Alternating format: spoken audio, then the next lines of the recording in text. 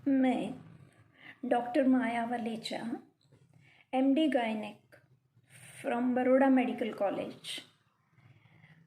यह जो बच्चों को 15 से 18 साल के बच्चों को कोरोना का टीका देने की घोषणा हुई है और अभियान शुरू हो गया है, उसके बारे में यह कहना चाहती हूँ कि इस घोषणा के 3 दिन पहले हमारी जो राष्ट्रीय सलाहकार समिति है, जो हर टीके के बारे में सरकार को सलाह देती है कि यह टीका देना है या नहीं, उन्होंने कहा था कि बच्चों को टीका देने की ज़रूरत नहीं है।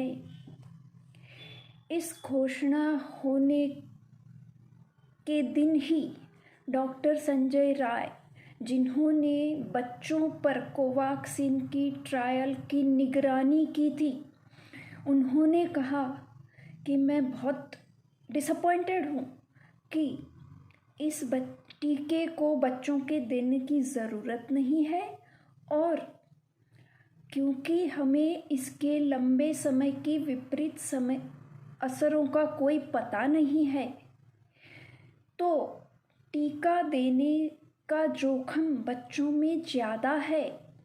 उनको ये खतरा कोरोना से नहीं है, उतना टीका देने में है। तो यह क्यों इन्होंने कहा ऐसा?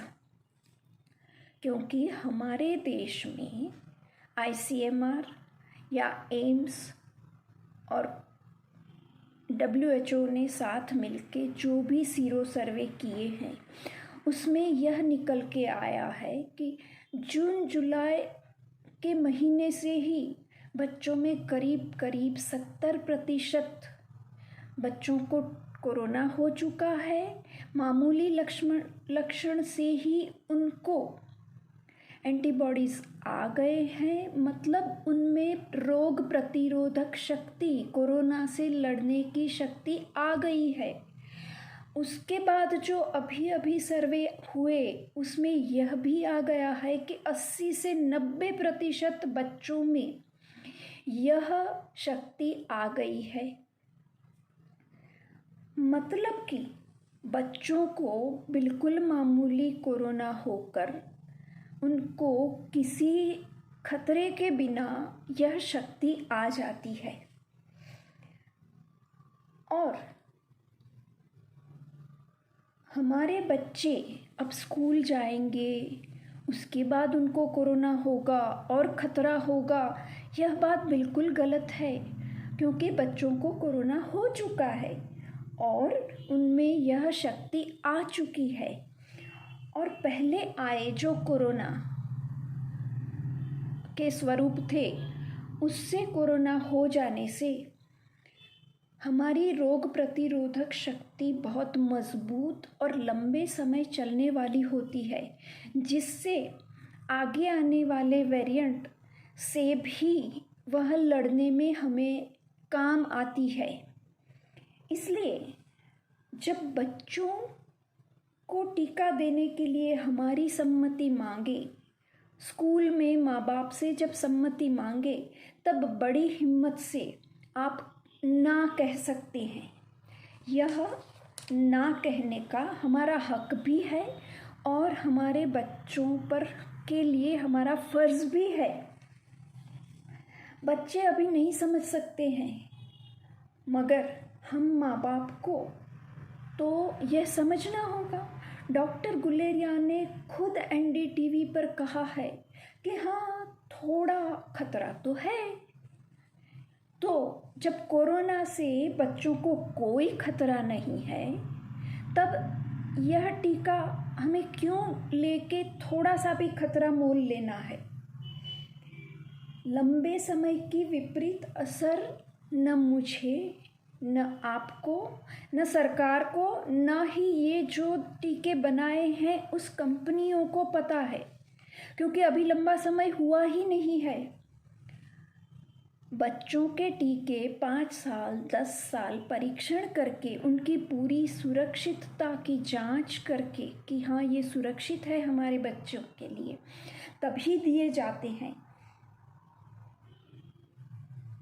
और एक बात है कि आजकल जो स्कूल में सम्मति ली जाती है वह कानूनी रूप से ठीक नहीं है। किसी भी सम्मति, जिसे इन्फॉर्म्ड कंसेंट कहते हैं, कि आपको सब कुछ बताया है उसके बाद ये सम्मति ली जा रही है।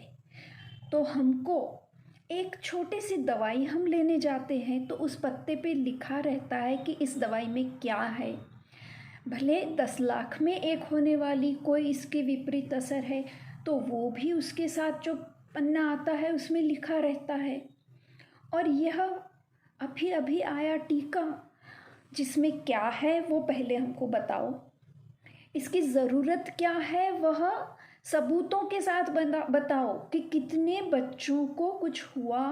और इस टीका जिसका अभी पूरा परीक्षण नहीं हुआ है वह फुल्ली अप्रूव्ड, मतलब कि पूरी मंजूरी नहीं है, यह आपातकालीन इमरजेंसी यूज़ ऑथोराइजेशन। तो ऐसी इमरजेंसी कहाँ है? यह साबित हो चुका है कि बच्चों को कुछ नहीं हो रहा है, तब इमरजेंसी नहीं है। तो आप हमको बताओ कि इसकी ज़रूरत क्या है, इसकी क्या विपरीत असर टीका देने के तुरंत बाद या लंबे समय में क्या हो सकती है, वह सब लिख के उसके ऊपर अगर सम्मति दी जाए तो यह कानूनी रूप से सही सम्मति है। इस सम्मति से अगर समझ लो आगे जाके कुछ भी बच्चे को होता है या नहीं होता है, फिर भी हम कह सकते हैं कि हमको ये कानूनी रूप से सही सम्मति नहीं ली गई थी।